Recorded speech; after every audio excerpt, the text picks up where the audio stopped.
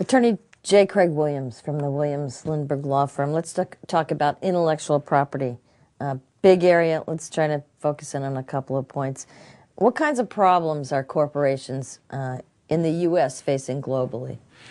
The biggest one is copyright infringement of DVDs and CDs overseas. It's as if you're swatting at flies, given technology and the number of people that are out there and how easy it is to simply copy material and then freely distribute it. It's difficult to police our borders with immigrants. It's doubly difficult to police our borders with goods and things being shipped into the country. So the biggest battle that corporations have is trying to enforce their intellectual property, their copyrights, patents, and trademarks internationally, because it's so big and technology has just flattened the way that we all do business.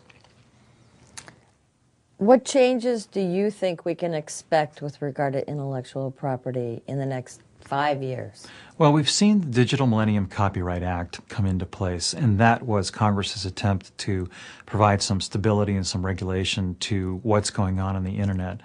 But as we all know, the Internet changes daily, hourly, and even by the minute.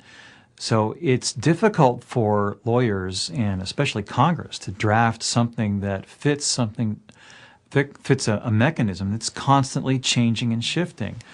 Some people have argued for an overhaul of the intellectual property system and saying it's completely insufficient to address how the world is changing and the speed of the Internet.